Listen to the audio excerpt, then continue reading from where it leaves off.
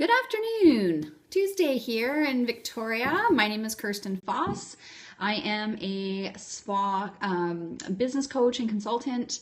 I always feel like it's a little awkward when I say spa coach and consultant sometimes because I don't know if you know the difference between coaching and consulting, but coaching is more about trying to get like if I was, from my point of view, trying to get your client to kind of draw out what they already know.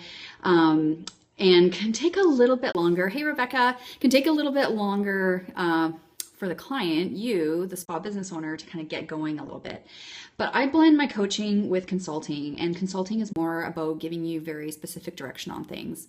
And so my style of mentorship is a blend of coaching and consulting. Sometimes I know that you have it in you, and it's up to me to ask you questions to get you to come to the answer. But sometimes I know, because I'm the same way, I just want to be told what is the easiest, best direction, or maybe not even the easiest, but the wisest direction to go into. So that's why I call myself a coach and consultant, because I like to blend the two together. I find that works really well for my clients, and it's really just that's how I am anyway.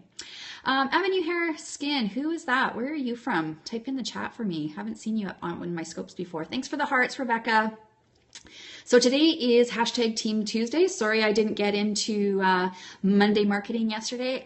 The day got away. I had private coaching clients all afternoon, and we started our first class in Cash Drop to Cash Flow. So already I've got some participants sending me back their filled in cash flow forecasting worksheets for me to look over, make sure that oh great, glad to see you here. They've already sent me back some of their completed worksheets, and they're like powering through this. It's awesome. So anyways, today we are talking about staff reviews, the scoop on staff reviews. If you have a team, do you do reviews? Do you do staff reviews with the individual team members? I think most salons and spas have team meetings. I always had my team meetings once a month without fail. But I did that because I had an open book management style for my business. And I shared with my staff my completed profit loss statement for each individual month. And so for me, that's how it worked, because I handed out bonuses at the end of every month. And so it was a mandatory staff meeting. But staff reviews are something entirely different, and they are absolutely essential to your business. Why? Well, if you think about it, your team is what's carrying your business through. You know, if you have a team, you obviously are wanting to grow some sort of vision into something bigger than just yourself. But it's not enough for us just to hire staff, hire great staff, hire talented staff, and then not connect with them on a one-on-one personal basis. It just like, as far as I'm concerned, I mean, corporate America, corporate Canada, I mean, they do this all the time. They do performance reviews. And this is where the salon and spa industry has dropped the ball.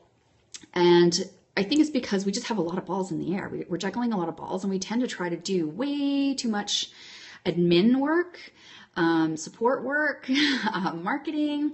Hey, Follicle, Spa Divine. Hey, Shannon. Thanks for joining me, Follicle Day Spa. I remember you from the Toronto show. Greg, I think it is. It's either you or your wife. Anyways, staff reviews. I find with Periscope, it's so easy to get distracted when people are coming on, because I'm excited when people come on. Anyways, staff reviews. My opinion is that more formally, they should happen at least twice a year.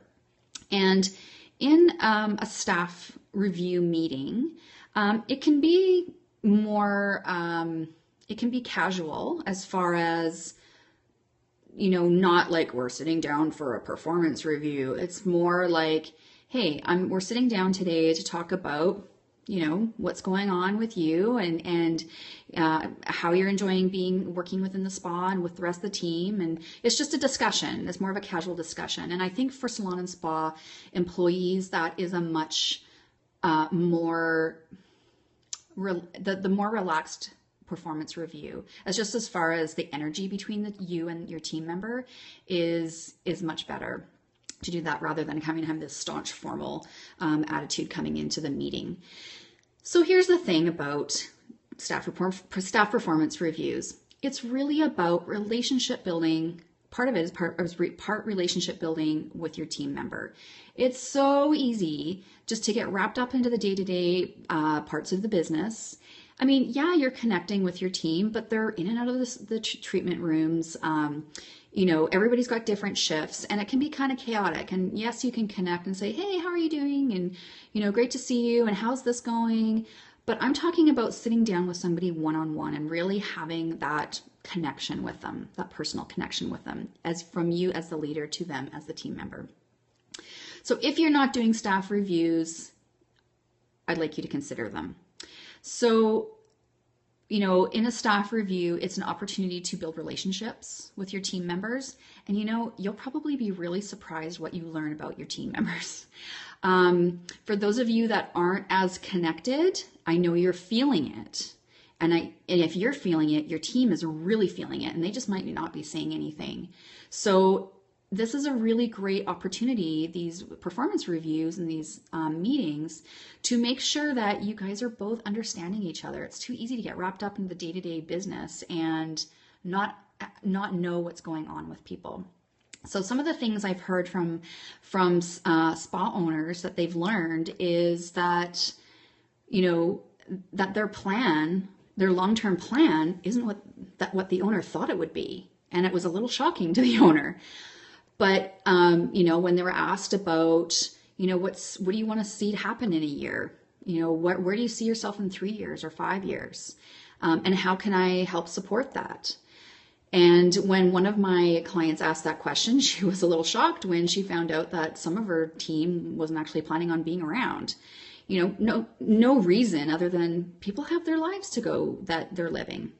And it's not always going to be in alignment with what we're doing, right?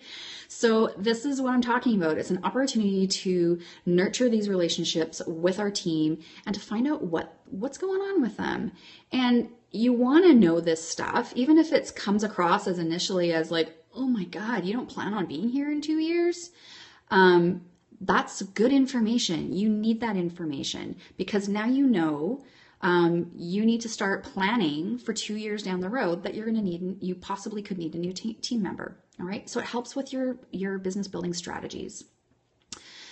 It's an opportunity to, for sure, talk about performance. And really the only way that you can gauge performance is if you're tracking it. And your team members need to know things like where their productivity is at right now and where the industry benchmark is at. If that's too far apart, that means that it's time for you to start coaching them on their performance. Okay. It's not like a wag your finger. You're supposed to be at, 80% productivity and you're only at 70. What's the problem? It's more like, okay, let's do some detective work here and see where the issue is. Okay. So in a performance review, you're definitely going to want to talk about performance. You're going to want to talk about those outcomes. And the more specific you can be, and I'm talking about the metrics, the easier it is to coach them and for them to understand where they're actually supposed to be. Okay. And it's really another opportunity to talk about maybe they have a different vision for themselves in the business. Maybe they want to be a spa manager. Maybe this is a new staff member that's been with you for 6 months and you just didn't know, but they had a go-get-'em attitude and they wanted to become a spa manager at some point. So if you didn't ask the question about where do they see themselves in the company or where would they like to go within your company, if you don't ask that question, how could you nurture them along the way? You may be thinking that, oh God, I need a spa manager, but oh my God, I got to hire somebody, or I've got to, you could be making a much bigger deal out of this than it actually could be. You could actually have talent in your staff, in your team and not even know it. Okay. And there may be some unknown issues going on in your company culture that you just weren't aware of. Okay. So these are all really important things to discuss in these performance reviews. So some of it's going to be technical and data related. That's very important. I usually would start my my meetings with the data. You know, where are they now? Where are they with the industry benchmarks, and how we're going to get there? Okay. And then I move into more of the subjective stuff about the business and about them as a team member. So I always sat down formally with my team twice a year, each individual person. And then I always had just little, I touch bases with them, once a month, just check in to see how things were going. And I usually, in my twice a year meetings, we'd go for coffee, we'd get out of the spa. That always was helpful, to get out of the actual facility, go for a coffee and have a conversation. It's an opportunity to relationship build. It's an opportunity for you to coach your team. It's an opportunity to find out stuff that you just may not be aware of. So that's the scoop on staff reviews. If you would like to watch more of my Periscopes, I've been uploading them to YouTube, so you can find them on my channel on YouTube. And you can also find them on my Facebook page, Refresh Businesses, Kirsten Foss. And if you are a salon or spa owner and would like a Facebook group to join that we're just talking about business strategies, we've got peer sharing, peer coaching. I have Spa Business Mastery, and you can ask to join that. But I do need to see on your profile that you are a salon or spa owner. Otherwise, I'll be sending you a message and making sure, okay? So that's it for today. #Teams Tuesday. Tomorrow is Wednesday. I will be on here at lunchtime again in Pacific time. I'm in Victoria, BC. And I think that's about it. I'm gonna head back into my work and get working on some blog posts that I'm writing. Okay, thanks for joining me. You guys have a great day. We'll see you tomorrow.